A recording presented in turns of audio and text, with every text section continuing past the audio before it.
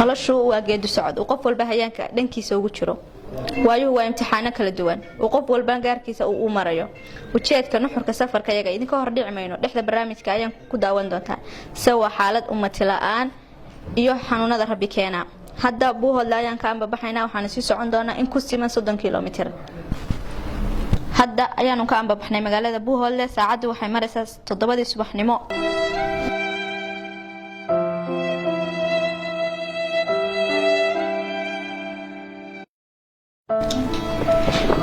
hadda waxaan dhexda ka jirnaa safarkayagii waxaan sii galanaa magaalada Dandan hadda ayaanu dhaafnay magaalada Dandan magaalo ahaan waxaa noo xigta magaalada Xamar Luuxid oo safarkayagu ka ekaa xoolahan iyo geedigan waxaan u soo hayaameen Dandan iyo Xamar Luuxid dhexdooda oo hogol ka daaday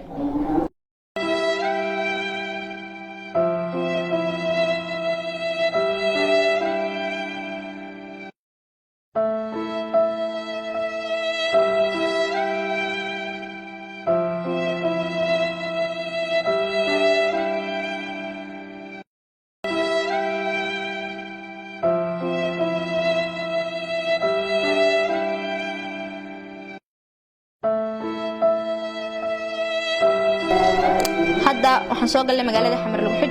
ujeedka safarkayagu wuxuu ahaa u damqa dadkan barnaamij la dhaho oo qaryadada qurxisa bilaabi doonta insha Allah barnaamijka waxa soo tabin doona soo daadihin doona anigoo farax koofiyada adoo la idmo barnaamijka waxa lagu qareemi doonaa dadka xanuunada gaarka iyo masiibooyinku gaarka qabo iyo dadka baahida gaarka qaba ee ummad la'aanta haysato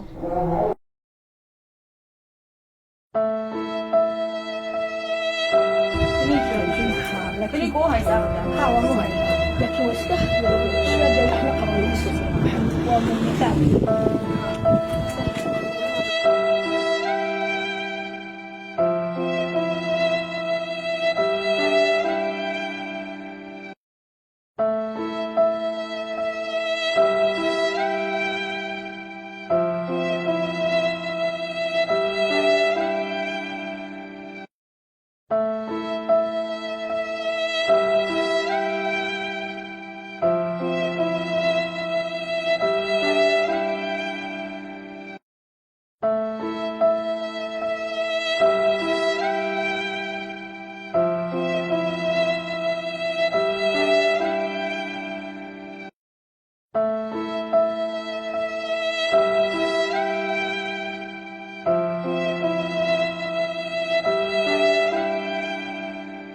وبرنامجكي u damqa dadkan barnaamijkan waxa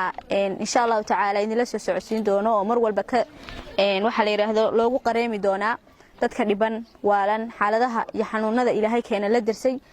barnaamijkan u horeeyo insha Allah taala maanta oo bisha tahay 31 bisha 3 2022 waxaanu ka soo duubnay oo joognaa magaalada Xamar Luuxid oo 30 kiiloomitir u jirta magaalada Buuhoodle waxaanu la joognaa hadda maamada عنب جامع أول سمطر waxaan la joognaa maama Canab Jaamac Awl Samatar baan la joognaa maamadan oo haysa 4 qof oo walwaalan 3 kamid ah oo aad u daran yihiin mid kamid ahna isagu dadka aysan dileen laakiin isuu magaaladiisa iyo aydiisa iska dhaxmarayo runtiina waxa la yiraahdo wadad aad iyo aad xaalad adag ugu jiro waxaan rajaynayaa cid walba oo waxa la yiraahdo oo muslima oo damiir Soomaalinimo iyo mid Islaamnimo leh inuu u damqan doono dadkan kulli fiidiyowga ka dhaxarkid aad ka soo aragteen fiidiyowga insha Allah taala warbixinta kalena maamada ay siin doonto ciddii muxsiniina ka soo qayb qaadanaysa nambarka maamada oo nambarkan ah baan rajaynaya inuu qof walba haduu Alle inuu wuxuu awoodo ugu soo diro waxa la galayaa bil barakaysan oo bishii Ramadaan oo sadaqadu ay aad muhiimsan tahay waxaan rajaynayaa